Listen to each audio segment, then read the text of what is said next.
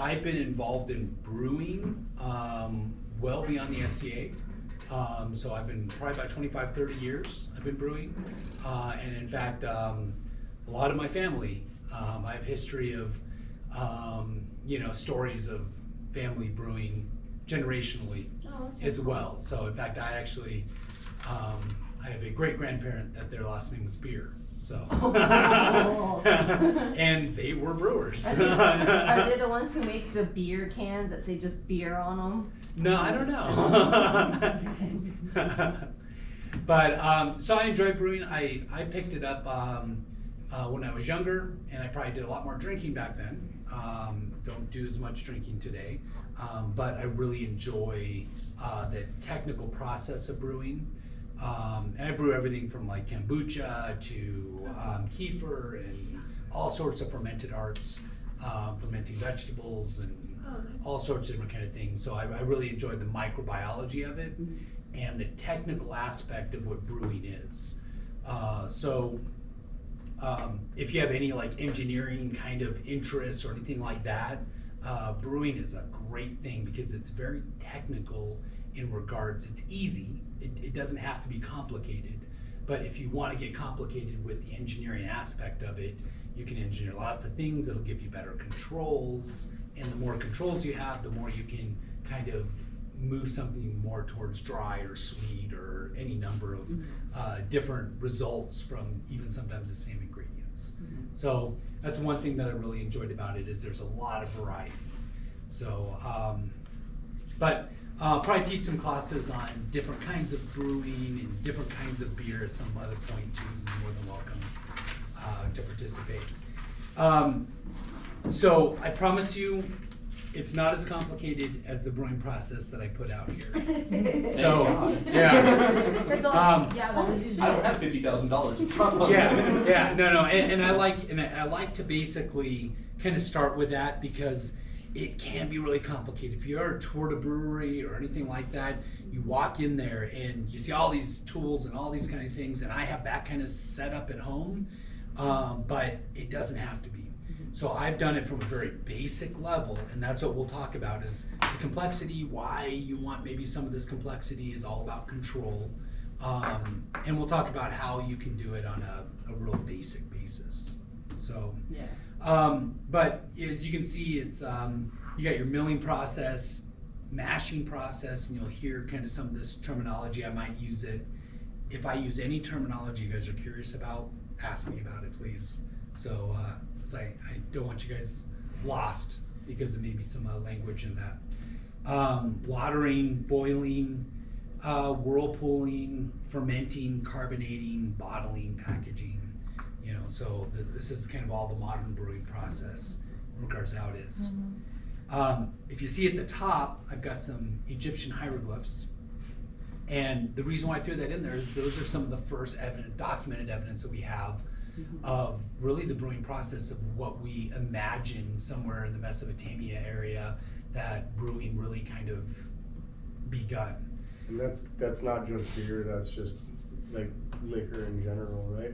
Well, so when we talk about what beer is, so beer is fermented grain. Right.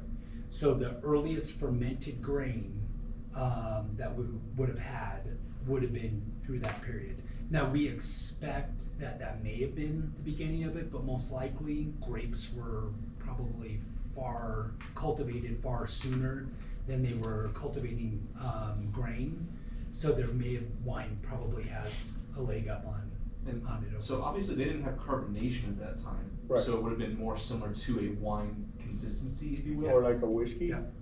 Yeah, Like, it wouldn't have been like a whiskey because whiskey's a distilled process. Couldn't you get carbonation from fermentation though?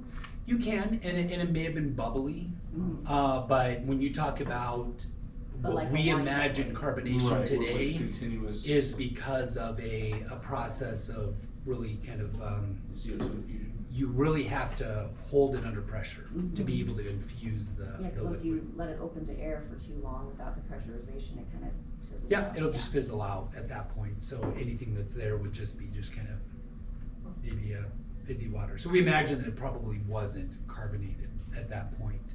when we talk about the carbonation process, we probably owe that a lot to the monks. And we look at more probably period time where the development of beer and the refinement of beer came about. So, especially even when you look at carbonated wine, champagne, a lot around that same kind of time period. So it can be very complicated. But it started out as essentially chewed grain, and I'll kind of explain why it was probably chewed. But chewed grain that would have been left into a pot over enough time to break down and then ferment. So one of the reasons why they would chew it is because grain naturally is a complex carbohydrate, right? So it's a really complex sugar chain, and there's enzymes. These enzymes, nowadays, we actually breed those enzymes into the plants we grow. So just like a lot of things, there's natural enzymes that break down sugars. Now we did that. The original grains that they would have been using most likely would not have had those enzymes that were built into them. So they would have been chewed. Our bodies produce, there's really two major ones you use in brewing, alpha amylase, beta amylase. There's a few others too that break down proteins that are in that process. And in part of the brewing process, when we're trying to make malt, we're actually manipulating those enzymes to do some work for us. So, and we'll talk about how we actually accomplish that through the process as well. They didn't obviously know it. They just knew if you chewed it, it fermented, and it tasted great. They stuck a straw into it with floated up, as you can see in the picture, literally the floated up grain would have been in that vessel, and they would stick a straw in it, and they would drink the beer from the bottom below all the fermented grain. This is one of those processes like chocolate of how do you figure it what out? do you have to be smoking beforehand to think this Yeah. is going to be a good idea? Yeah, and how did this Mushrooms. Maybe. Trial and error. The first person died. Oh, we can't use that. We'll try it a different way. Okay. Yeah. Times 50,000 years. Yeah. So it's interesting. Now, a lot of the refinement though really kind of did happen through the monks. And the monks would brew beer. And what's interesting is one of the reasons why is the monks would fast, but they were allowed to drink. And so that had Calories. nutrients and calories Yeah. to keep them sustained throughout So the day. they could fast for 30 days, but they were able to drink beer. And there's even letters to freaking them. ways around shit, like signing in because they Yeah. have a vow of silence, so they got to sign. Sorry. Yeah. Well, and there's also a lot of people that talk about like the Irish potato famine. The reason why a lot of the Irish survived that was because they did have a good supply of beer, and there's nutrients in beer. It's really liquid bread. Yeah. Now I'm sure the alcohol probably has some anti-nutrient qualities to it, and there's probably some balance out there. But if you're starving to death, it is calories. Makes you care less about it. Yeah, and you probably care less about the starving part of it. But the monks, it's kind of interesting. They there's even some letters to the Pope, where if anyone's familiar with the style of beer, double bock.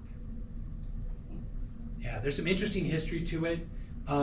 You'll see it. It's a German style lager. It always has a goat on it. So if you look at it, it'll actually have this goat symbol on it, which has always been the symbol of double bock. Probably going back to the time period of, that's how they identified what it was based on the symbol that was on it. So it has that remnant of it. But what the letters are, there's letters from some of the monasteries to the Pope sending a sample of the beer and basically saying that this beer was so good that they were afraid that it may have been a sin for them to be drinking it. So they wanted the Pope to give his blessing. Oh, that's awesome. And the Pope gave his blessing that it was okay for the monks to go ahead and drink. Samples Right, to make sure it wasn't, yeah. it wasn't crossing that line. Yeah. Right? So if you're ever interested in religious history, that's a nice one to kind of story to kind of work into it. But beer had been brewed differently over the ages, through different processes, probably different ingredients. So when we look at some of these historical recipes, you'll look at anything from heather that's part of it to, I mean, you name it. If it was an herb that was grown or used for anything, and I've got a list in here, then we'll talk about some of the items that were used in it, which I find kind of interesting. But it was used pretty randomly. The Germans, late period, the Germans came out with the Reinheitsgebot. I don't speak German. Reinheitsgebot. Yeah, the law. It basically says all beer, for it to be called beer, has to contain only malt, hops, yeast, water. So this simplified the ingredients to it, but it was a purity law. It was also to make sure, like, you're not just using some random stuff and then selling it. So Also makes it easier to tax, probably. Yep. Because you can be more consistent with what's being grown and sold and transported and yep, taxed along the way. yep. So they talk about a purity law, but there's always tax ramifications when you're talking about government. They have their own incentive behind it, for sure. So malt, there's a whole bunch of different kind of varieties. Malt is, essentially it's sprouted grain, right? So sprouted barley, sprouted wheat, and then it goes through a process from there. So as it sprouts, it develops sugars in it, and then you stop the sprouting process, and then you would kiln it. The most early examples of beers, they would have been just beer. So when you look at today and you're like, oh, this is a Scottish ale, or this is a German lager, or a double bock, or a bock, they looked at it as, that's just beer, that's what we brew here. And that's because of ingredients were what we have available and the processes of what we did in that area. Yeah. Nowadays we buy special yeast, we buy special grain, it's kilned a certain way. They would have probably just accepted whatever was local, based upon how it was being kilned for bread or any number of things. I mean, that's how the different flavors are imparted for the different regions. Yeah, and then you develop different styles. And one of the other things when we talk about yeast is a microbiotic product, right? It's wild in essence. So the yeast that would have been available in Berlin may have been different than yeast in Munich, that may have been yeast different from Scotland or any number of places that you may have been. And that variety of yeast would have just been propagated in that area. Is it the same yeast that you would use for making bread? Could you use the same? You could. Okay. I I wouldn't. mean, especially at that time I period. know that these days Yeah. we separate it out by some mechanics. I don't understand. It would work in the same way, but you may not end up with the result that you're looking for. Because what they would have been doing is they would have been just going through their brewing process, and fermentation would just happen. Because they've used the same fermentation vessels that were wooden for year after so year. all the spores So, and stuff are still in the Yeah, cask. yeast is really a fungus, and yeast would have lived up in the in those pores. Right. They'd have lived in the building. They would be So it's flying in like the air. sourdough, they have some sort of starter with it. Yeah, Okay. yeah. So eventually they developed the starter, and then we developed the use of yeast. Yeah. Well, early on it would have been, we just brew in these buckets and we end up with this result. And when we do it over here, it ends up tasting different. We don't know why. Yeah, because we use glass vessels. Yeah, yeah. And today we would use glass vessels. We would clean them But we add the yeast to it. and then add the yeast to it. He's like, where's the yeast coming in? And yeast is not always, wild yeast isn't always good. Like I said, I many batches that I brewed, not many, but we'll say a few batches that I brewed over the years have been contaminated by these wild yeasts, and you'll taste flavors in it, and you're like, that's not what I intended. Not that it's bad, but it's not always good. And Where'd that come from? I came from Arizona. Arizona's a really hot place, and that kind of yeast is not really as conducive for that. But like something like San Francisco might have a great sour yeast that's wild in the air because of the sourdough that's in the area. So Hey, go ahead, come in. Yeah. Come on, Just the Lilius. brewing class? Yes. Yeah. Yep. Yep. Absolutely. If you wanna grab one of these too. Not the easiest class to find at the moment. No. Yeah. It's a journey. So what we can do is we'll kind of break into, the first part is malt, right? And we'll just kind of expand a little bit more upon that malt. Is this the same definition of malts as is often applied to Scotch and single malted Scotch or single malted whiskeys, mixed whiskeys? Yep. Okay. So what's the Yeah. difference between that malt and say like malt that's in like candy? Pretty much no difference, Oh, really. okay, it's Yeah, just- I mean, okay. it's sourcing It's still itself from malt. the same place. Okay. You're essentially what you're doing is you're sprouting the grain, which is creating the sugar process that's in it, and then the kilning process that you're going through it will create some of that character to When you it. say kilning, are you meaning like baking or like Yeah. heating up, firing process? Yeah. Okay. So some of the big examples, if you this is probably more malting, but it's might not have an example of it, but the actual kilning process, they'll have big machines Yeah. that's literally just stirring the grain as it's being heated. Okay, so I'm That's why I asked about like, like basically like we're talking about brewing any kind of alcohol here is because the way you have like this process shown, like, well, from here back, that's liquor. Sure. So if you really look at it, so any alcohol is Right. created from taking a sugar, allowing yeast to convert it into alcohol, and that's essentially providing you the alcohol. Right. So the point is what type of sugar are we using? Because that might impart flavor. And then are we spicing it? Are we using stuff that's maybe kilned a certain way so that it has a certain character to it? Is it coming from wheat? Right. Is it coming Like, from beets? So basically, like the like, toasting in- process of like- the kilning can bring in some nutty flavors to Yeah. the beer. At least in That the makes picture sense. effect, like Mhm. basically like up until the CO2 process, like everything back, that's like how you make Yeah. alcohol. Yeah, so I think you can make beer. Right. And in fact, I've known people that have done this who they'll make beer and they'll not turn out the way they like it. So they'll go ahead and then they'll run it through a distilling process. And distilling is literally just raising the temperature to around 180 degrees. Correct me if I'm wrong, I'm not really a distiller, but Yeah.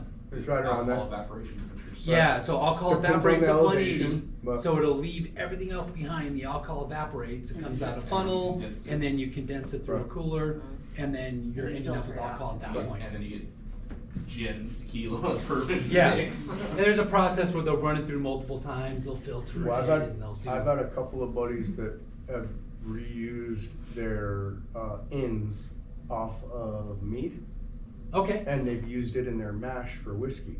And by God, best whiskey I've ever Sure, drinking in sure. my entire life.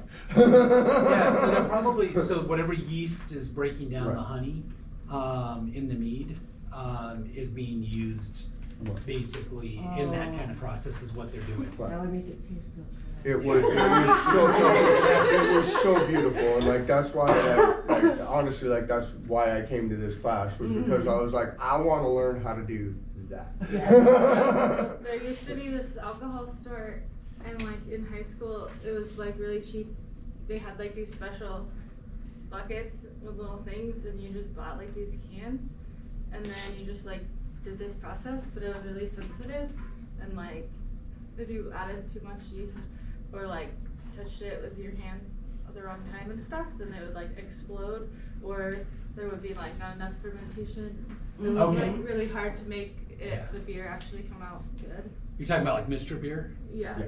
Yeah, I think I had a start at Mr. Beer. And it was I like, had a kid, one of those kids. So, and that's a really good place for us to kind of talk about it is, so traditionally they would have gone through a process of, right, the malting and then you getting those grains. Once you have those grains, you're essentially going to crack them and then you're going to soak them, right? So, I don't want to jump ahead. But yeah, let's talk briefly about malt varieties, because we're kind of talking about that.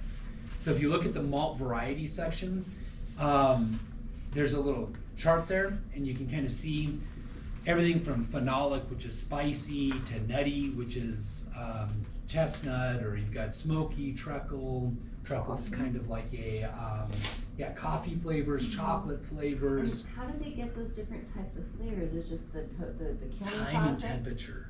Time and temperature. Okay, Yeah. so kind of like how you have the different levels. I'm thinking of coffee. When you kiln coffee or you Yep. bake coffee, you have the different green all the way to the darkest, and depending on where you are at in the roasting process, it changes the flavor slightly. Yep. Okay. Yep. There's a whole science to that, in regards to the kilning of it and going through that kind of process. Yeah. Nowadays, you can buy your recipe. Mhm. So if I'm gonna brew something and I'm gonna develop a recipe, I'm gonna know that I want, a pound of roasted and a pound of smoked and a pound of this. There's also caramelized, so they know what temperature caramelizes those sugars versus what temperature does that. So. Yes. Yes, Barony, go ahead, come on in. Hi everyone. Hello. You get share one, so that we can hand out.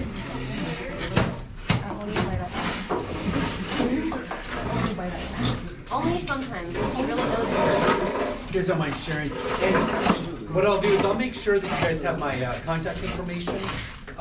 Feel free to. The video will be posted. Let me see if I have them on my card here. Well, either way, I'll make sure you guys have my contact information. You guys can email me and I can email you copies of all this so that you can have it for Like a takeaway. PDF or something? Yeah. But yeah, malt variety, so you really would go in there and you can choose your recipe. So if I'm brewing today, I'm gonna go in there and I'm gonna know like, well, my base malt, I might want like a German Pilsner malt, which is a really light roast on it. And then might choose some caramel malts and some roasted malts and some, maybe a smoked malt. And out of that, I know what that result is because I've brewed with it. You can look at recipe examples and they'll be broken down in the same way. And we obviously owe this to that history of everyone from monks to whoever over time experimenting around with it. Because like I said early on, it would have been just, this is the way they did it in this region and this is the way they did it in that region. So nowadays it gets really easy from a grain standpoint. Now, if you're looking at your first starting, and this is where I talk about where you're starting from, how do we make it really simple? You can buy a dehydrated version of this, and you add water. Right? In my opinion, not as good, right? There's some drawbacks to it. You pick up some little off flavors. Your water quality really has to change. Well, and we can talk about water quality too, because we may want to try to manipulate that as well through the process. But when we look at what you can buy the dehydrated version of it, and that can provide the base amount. And then you could buy maybe some specialty ones, like some roasted, because I'm looking for a roasted flavor to it, or a chocolate flavor to it, or any number, and I can just soak those grains in there and impart that flavor. But really the basic sugar of what I'm fermenting, I can essentially just buy that and rehydrate it. They also make it in kind of a syrupy aspect, and you can just buy that syrup. There's different brewing stores, you can order it online. But essentially all we're doing when we're going through a grain process is we're making our own version of that. So you can buy it dehydrated at different levels and then rehydrate it for that process. And that can be very easy. It's a good place to get started, if you're a little bit intimidated by the actual grain process. So I have pictures of, okay. So the malt abstracting from the sugar, I've got, essentially, we kind of talked a little bit about that where we're gonna mill it. So you're essentially just cracking it. You're just taking those raw grains and we're cracking it. Getting the insides of inside the shell. Yep, so we're making oatmeal essentially. And oat is also one of those type ingredients you could use if you want. A lot of people make oatmeal stouts and those kind of items. I have a question for the very end about stuff. Okay, That's absolutely, yeah. yeah. So we're cracking those grains, and then we're basically from there, now we're manipulating those enzymes, right? And that's what we want to do through the mashing process. So essentially what that is the enzymes for the most part are built on it. Though you can buy enzymes, there's huge histories of how people obtain enzymes, but for the most part, the enzymes that we need are gonna come on that grain. So we really don't need to worry about it too much. The most simple version, if you're gonna do an all grain, is one, you can calculate how much sugar you're gonna abstract from it, right? There's an efficiency level to it. Myself, using more modern material and process, I know I'm gonna get probably 85, 86% abstraction of sugar. But someone who's maybe doing a more simplified process, maybe not as refined, may wanna plan 60% abstraction out of that. And then when I'm done with those grains, I just feed them to my chickens, you know? That's why I was laughing. They get back into I saw the cows, so that's why I was laughing. Yeah. But I know people who will do spent grain bread, and they'll mix it into making bread, because there is still sugars that are left in it, which will sweeten and add texture to bread once they're done with it. So it is an agricultural product you can do kind of as you want with it, because you end up with a lot.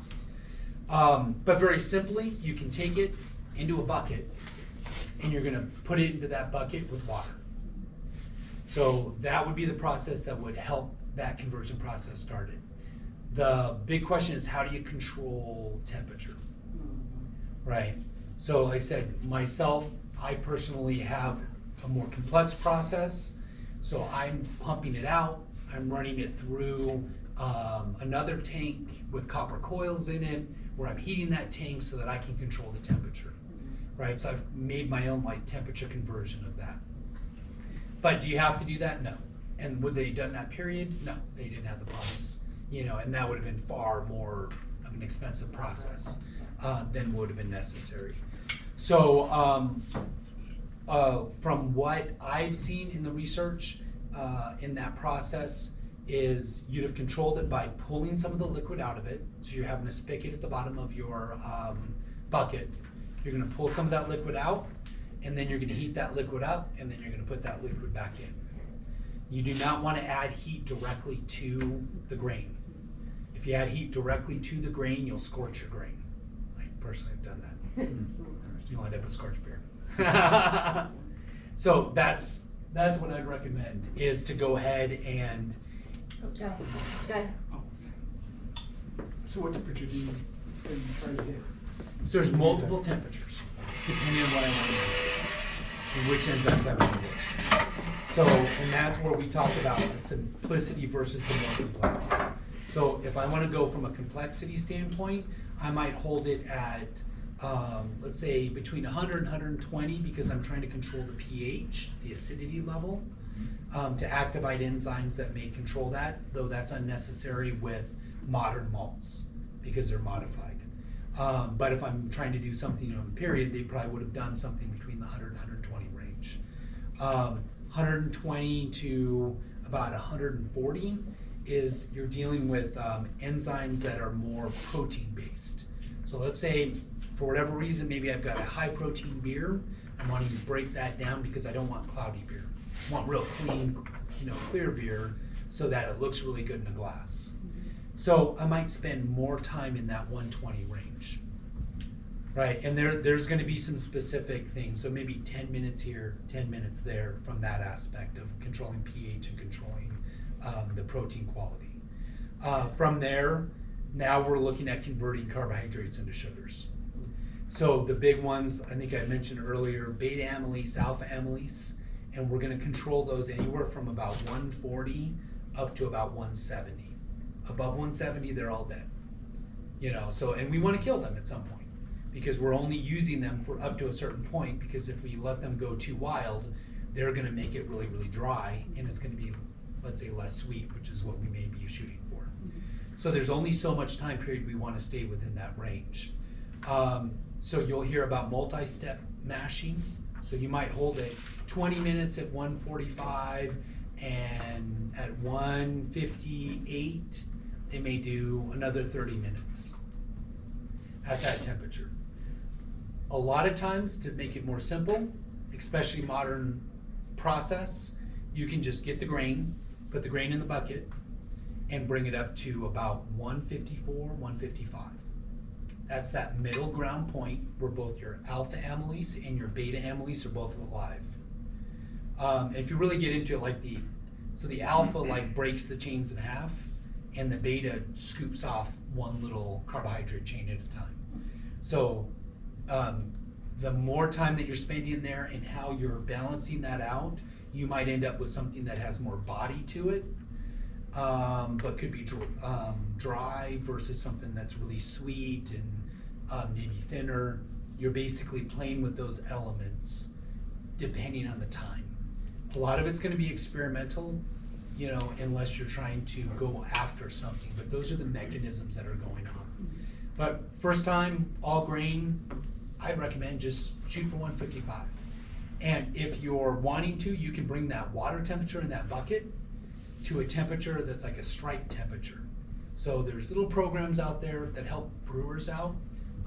There's even many of them that are free, and they'll tell you things like, if you have 20 pounds of grain and the grain is at 70 degrees, then your water, which is, let's say, 15 gallons of water, you may want it at this temperature, so it might be like 165, because once they mix together, it'll hit your 155.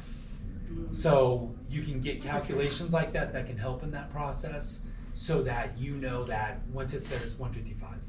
Then you're basically trying to hold it there for about an hour. So modern grains, an hour is probably plenty enough.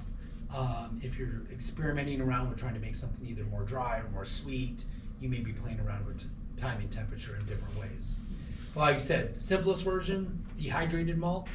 The next step, dehydrated malt with maybe some grain that's just soaking in a bag in it for the flavor. The more complex, you could just get a bucket, put it in there at that temperature, or you could go to something that's a little bit more advanced where you're pumping it out, you're running through a heat exchanger so that you can control that temperature. That's a process that I like, but because I've been doing it for so many years, I just kind of like being able to go, like, I can really control that temperature down to a degree. I'm dealing with things that are insulated, so the more insulation you have, the more you're going to be able to hold that temperature where you want it for the longer period of time. So you'll see a lot of people that'll brew with those orange coolers. It's a great 10 gallons orange cooler, fill it up with grains, already got the spigot in it. You can even put a little filter at the bottom. They work great for that purpose. To be able to kind of hold the temperature and to get yourself started, you just got to figure out what temperature you need to be. If you need to adjust it, you can take some of that liquid out, heat it up separately, and then dump it back on there. If you like German beers, especially like Oktoberfest, there's a process in making an Oktoberfest where you would take some of that out and you would caramelize it and then throw it back in. And that's how you end up with some of the caramelization to it, is that during that malting process, you're controlling the temperature by taking some of that out while it's still carbohydrating and caramelizing it and then dropping it back in. So from a temperature standpoint. So it's kind of, there's a lot that you can do from that aspect of it. But it doesn't have to be very complicated. Like I said, I've done a lot of people that I've been teaching with this over time. We've done batches in the big process so that we can understand what's going on, why we're doing it. And then we've done batches in, all right, let's just take a bag, throw it in a bucket, and then go from there. And they turn out really well. So the difference in the process is really minute in regards to what you're ending up with. So don't feel like, oh, I got to make the big jump and spend the big money and do the other thing. Spend the money if you want to. You can work with pretty rudimentary tools. And if you saw a lot of what I have, it's welded equipment, it's holes being drilled in old beer kegs, it's copper coil that I soldered together and wound into some of these kegs. I mean, you do not have to. You're the one that stole that off of my air conditioner. And if you guys are ever interested, a couple times a year I'll brew, and you guys are more than welcome to come out. So I live in Pagosa Springs. That's usually where I brew. That's where all my equipment is. But I have everything from real basic process up to a more complex process. And we usually will throw it out there. You guys are welcome to come out. We have a big house. Bring You it guys into can Midwinter? either come out for the day or come out, Oh. spend the night, and, you know, like I said, there's plenty of space. Are you gonna be bringing anything to Midwinter? I don't know. I think I was asked about Midwinter. I think I've got a Yeah, conflicting. so just so everybody knows that real quick, Midwinter is a no bringing alcohol Oh, it's not. site. Oh, that's right. Oh, Yeah. we pay for them to provide us alcohol. Yeah, you're The right. answer Sorry. is no. No. But it's in, like, I mean, everybody does their own thing. Mhm. I'm just letting you know, so that way, like, no, like, Not at site. Expectation. right, Yeah. like, right. That was So, my bad. like, no, I it, knew it, that. it's, I mean, I bring my own stuff to everything, guys. Yeah. Okay, I like, usually will have Right. tasting kind of type stuff available at most like coronations. Because usually Okay. I'm trying to make stuff. And give it out I'm to just people. letting everybody know so that everybody you're knows, fine. like, that site specifically, like, Yeah. we're not supposed to bring anything That's there. what happened, cause Drake was brewing stuff and he Oh, asked me, and I yeah. forgot, I told him. Yeah. So from a brewing competition standpoint, like I said, just to kind of add a few things in there. So like, anyone been to Estrella War before? Mhm. So Estrella War a few years ago did a big brewing competition as part of their main arts, and I was able to win that. So Oh, wow. had fun with that. Very similar to the recipe of what I had given you. Okay. It's just a little bit stronger, but same kind of recipe. Guy happens to have a bottle of one of my recent availability. But you guys are more than welcome to come out. I love teaching brewing. I've done a lot of it back in 8-Belt in teaching brewing. So like I said, it's just something I've been doing for many years. Previously, I was involved in the State Homebrew Club in Arizona. So I was heavily involved in that in regards to brewing, different competitions. I'm a BJCP judge, so I actually went through a class to judge beer, which is super awesome when you're like 22. Because you don't pay for beer and you get invited all over the place. Yeah. Once you get that recognition, you'll get like invited like, oh, hey, the Great American Brew Festival, and you're like, awesome. You just gotta get yourself there, and it's like free beer. That's it, because you're like Free judging entry beer all day and long, free and you're like writing all this kind of stuff until you can't write anymore, and then and it costs you nothing. So when you're young and you don't have a lot of money, it's a great experience. I highly recommend Now it. you tell me. Yeah. And even the class was fun because it was a couple times a week, getting together with your friends, drinking beer and talking about what you're tasting while you're tasting it. So, a lot of fun. You learn a lot about brewing though, going through that process. I've entered a few other competitions on a national basis as well, and have won some In competitions. Mundane World? In the mundane world, probably most notably was like a Boston beer competition that I won. Oh, cool. So it's a lot of fun. So, but you know, like I said, there's lots of opportunities to do that. So if you like to cook, it's really just a cooking process. You know, once you kind of get through it. So the malt is the most complex part of it. So we kind of talked about that, but it can be very simple, like I said. And I recommend like your first brew, you can buy the malt extract. And then buy some grains that are going to give you the flavoring that you want in that. And then you'll just soak those grains. You're not having to worry about convert those sugars. The converting sugar part of it can be a little bit more complex. But you can use iodine tests to know when you've converted the sugars.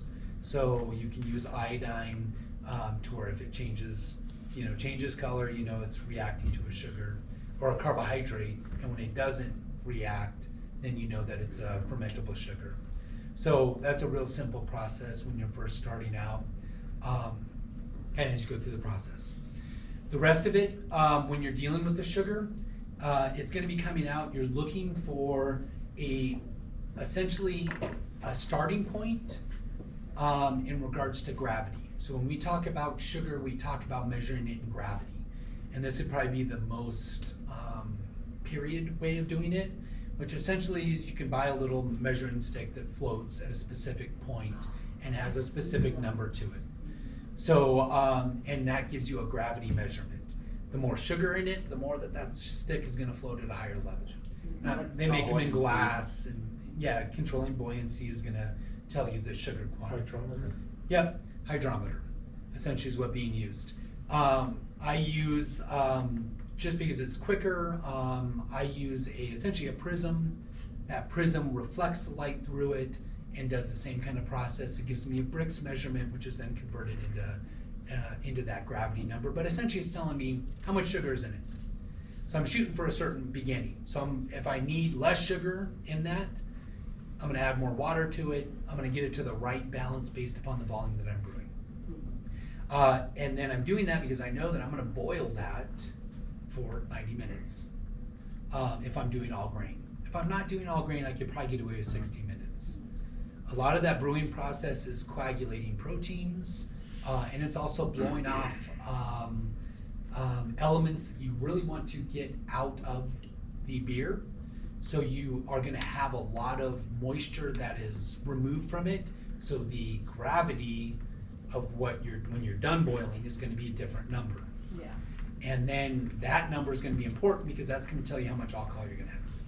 So depending on how much strong of a beer you want, depends on how much you're starting with in regards to the sugars that you're putting into it. More sugars, the more alcohol, essentially, but you're also controlling that by boiling it down because that's concentrating those sugars once you're done with it. If you're going through an all grain process, there's one more step. So you're not just pulling the liquid out, but you're also washing the grain. So, and that's really the simple thing. The most simplified method to it, and the way that I started off is I just had a tank of hot liquid on a turkey burner that was elevated above my mashing kettle, and I would bring it up to temperature. We're looking for that 170 temperature range because that kills the enzymes. So we want to kill the enzymes because we don't want them to work anymore. We've already worked them to make the malt. Now we want to have them stop working and wash all those sugars out. So as we raise the temperature of that bed, by washing it out with the hotter temperatures, it's going to make the sugars a little bit more water soluble, and then we're going to end up with everything in a final kettle in the end. Hopefully above 170 so that it's not continually breaking down those carbohydrates. Once we're at that point, it's a very similar process if I would have just bought the sugar and tossed it in there. So the process altogether can take me anywhere from 6 to 8 hours if I do a whole day, if I'm doing all grain. But you could do it within an hour to 2 hours if you're just buying the sugars ahead of time. Most of your time is tied up in what you're doing with that malting process. So, the mashing process. And for beginners, it's fairly common to just buy like packets. Yeah. That versus when you're looking for nuanced flavors, you're like, oh, I want this type of notes. You know, Yep. Yeah, the very simplified process, you can buy pre-hopped malted canisters that you can open up and then dilute it to the right level, boil it, and then ferment it. The very simplified level.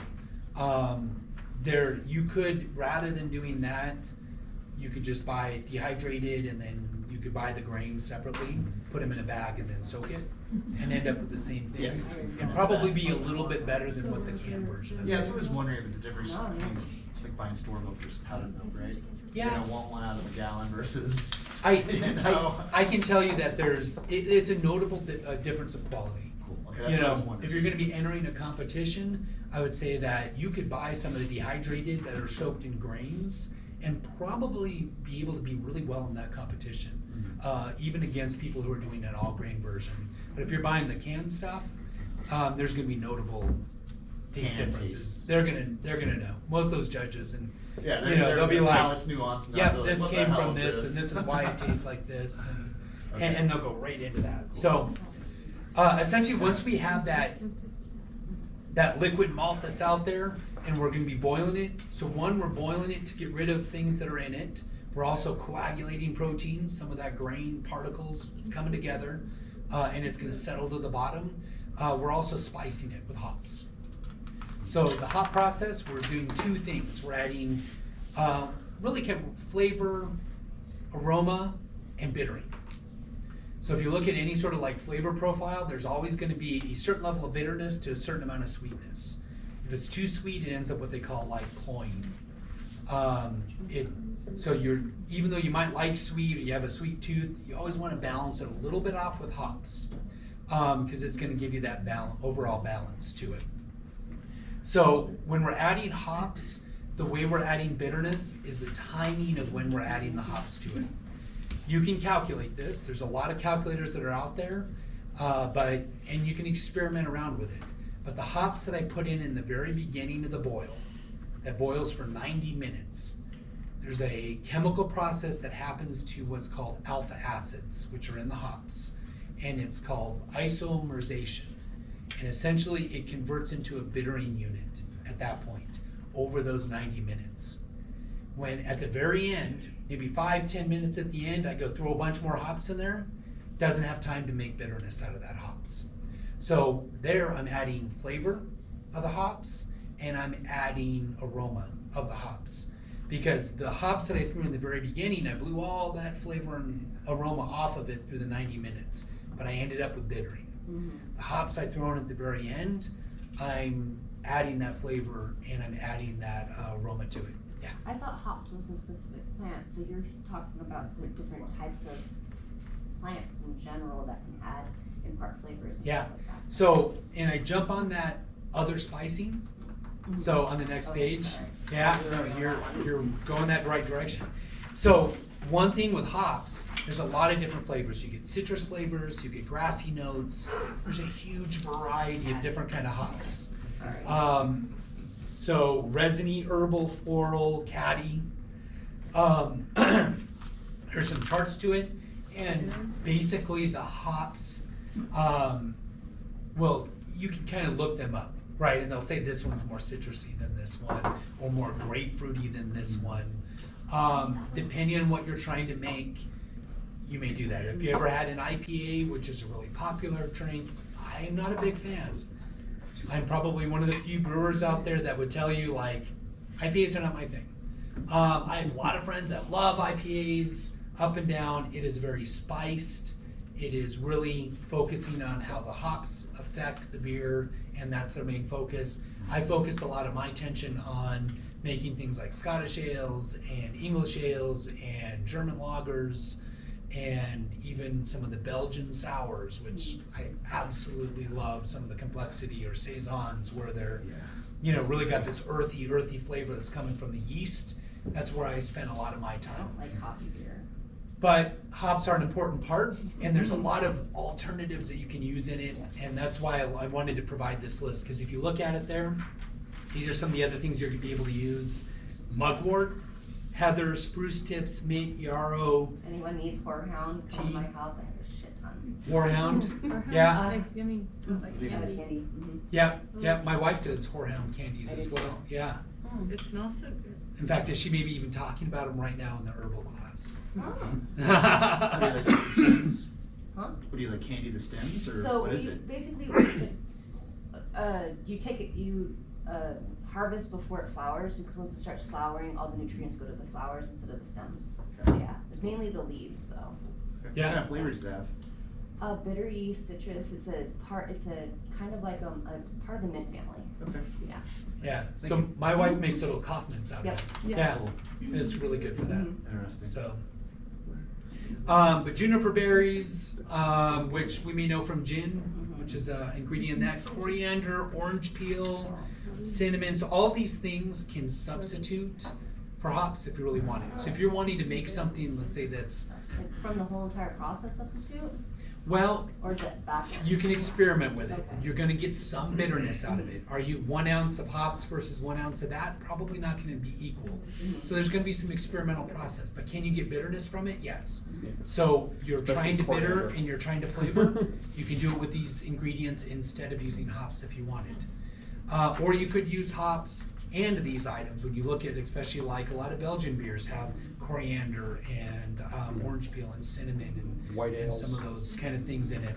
Is this like flavoring after it's fermented, or is this fermenting along with? Unless they're just. Yeah, so where you would be adding this in, you could add it in at the end of the boil, because you don't want to boil it the entire process, because you're going to be bittering it. And so if you want to add it for bittering, I would probably boil it through the entire process.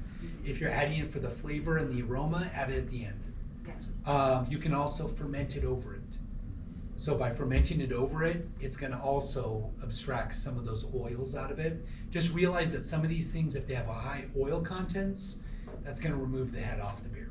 So if you're shooting for something like I just spent all this time making sure that my grain was at the right temperature so that it has the perfect amount of like head, which is usually protein and, you know, body to the beer that to be able to create that. So if you spent all that time, I wouldn't throw in there something like some orange peel in there, because it's gonna be flat. Yeah. So all that was pointless. Cool. I had a jalapeno beer once a long time ago, and the gentleman that brewed it, like, I don't know how we got it in there, but I loved it a lot more than I expected to. Yeah. It was really One good. of my first jobs was, so I'm from Arizona, and if you ever see Cave Creek chili beer, I worked at that brewery. So, yeah, when I was young. So, that's, they put the little chili in it. It was really bad. This one was But I don't it was know. gimmicky. I don't know They when sold you it. put the Yeah, pepper in most it, of but them it was like suck. a very subtle kind of peppery note. It was no Yeah. kick or anything. Just kind of beer and then a little jalapeno. Yeah, yeah, so you could probably do it, I would probably do it at the end. You could soak it in the process as well. So if you're just looking for that, towards the end, you know, of either the fermentation process or the brewing Just like process. cooking, you're saying. Yeah. You know, when you wanna add your flavors and when it's less effective and don't Yep. burn. A lot of it's experimental, and there's a lot of advice out there. So the big thing is just becoming yourself familiar with the process, and then getting that opportunity to kind of, you know, work with it. So spicing is obviously fun. That's essentially the purpose of the hops. It's also a preservative. So the reason why IPAs are IPAs was they would ship beer from England to India, and they realized to keep it from spoiling, they would throw a bunch of hops in it, and they would end up with less spoilage.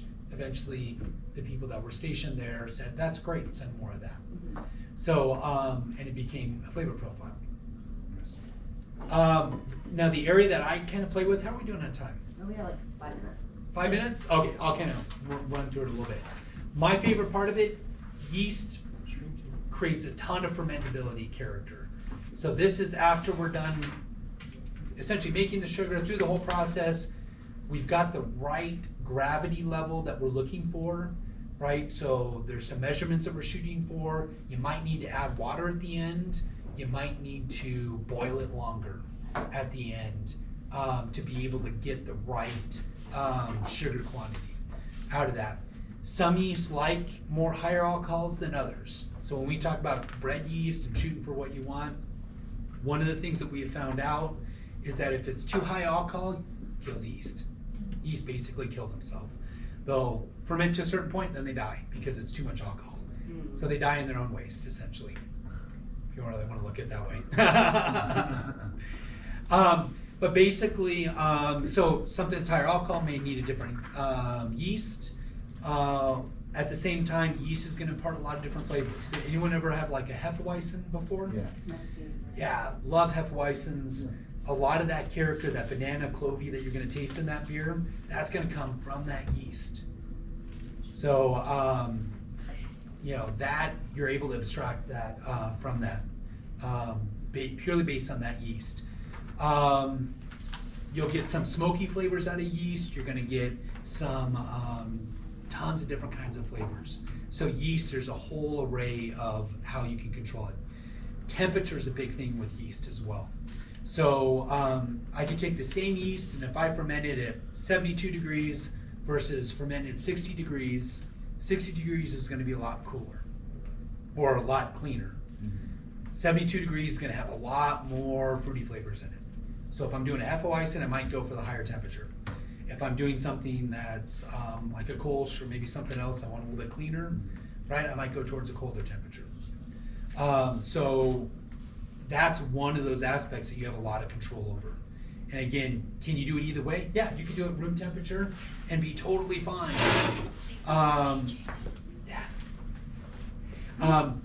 You're totally fine at room temperature. Some of the first beers that I made, living in Arizona where it's 120 degrees out, I would take a big glass jug and I'd put it in a bucket of water and I'd put a t-shirt over it. And that t-shirt would soak that water up and evaporate, and it would get me right about 70 degrees, 68 degrees. It made great beer. I've even was like, one time, pulled that into the garage while it was warmer, put a fan on it. was able to get it down to lower temperatures. So it doesn't always have to be perfect. Nowadays, because I'm looking for perfection, right, I have a refrigerator, I control that temperature rate to the degree, or I have like a heater that I put on it, Yeah. which I just did on a beer because it was cold in my garage. So Like a drop thermometer or like a laser or? I usually just measure the outside temperature because it's a big mass. So Makes sense. It's ambiently. yeah, so and I'm not trying to move that temperature at all. I'm able to control the temperature as it's coming out of my kettle and drop it down to the temperature that I want because I've got a lot of heat exchangers that I work with. So because I'm bringing it out of there, like if I'm shooting for Yeah, you 68 know already. degrees, yeah, I'm done at 68 degrees, so I'm starting at 68 degrees, so all I wanna do is make sure it doesn't go too hot or too cold from that temperature. So I don't have to worry about as much on the inside, I'm just Yeah, I gonna wasn't keep sure that from like a normal mass. basic setup, so like I'm thinking like, oh, I'll put my bucket out there with my t-shirt on it, like, should I take like a heat thermometer? Yeah. Like, how do I- Keep what it am out of I the sun. checking? Yeah. You want to keep it out of the sun, so cardboard boxes up over it. Yeah. It's usually recommended. You can do this in a small amount. You can do 1 gallon of beer, right? Just in a jug. The biggest thing, if you look at it, there's an airlock. You want to keep air out of it. So it'll be fermenting, producing CO2. You're going to let air out of it. Question, you're talking about swimming being small compared to being a larger quantity. So I know with fish tanks, the larger quantity of water, the less variability in the chemical ratios. So it's easier to maintain certain levels. Is that gonna be the same? Like pH. Yeah. Yeah. It's gonna be same for beer with smaller quantities versus larger vats? Yeah, most of the time your pH is going to be where you need it. Okay. Not always though. Some specialty beers, specialty yeast, you might, especially if you're playing around with different bacteria. Mhm. So if you're playing around with certain bacteria, you might want something that's a more acidity level on that. So you might kind of play around with the acidity level. Most of the time, any beer with any color in it is gonna provide you the pH level. If you're trying to make like a Bud Light, you know, with a really, really light color like that, which I've done, you are probably gonna try to have to play around with pH to make sure the pH is right. Otherwise, what you'll end up doing is extracting astringency. Got it. And that's what you don't want. The wrong pH will extract astringency, but it really self-corrects itself in most beers that Okay. most people make. It's only some of these ones that are on the outliers that you're gonna have to worry about. Yeah. But it is a focus of interest. But yeah, larger volumes will That's- maintain. Yeah.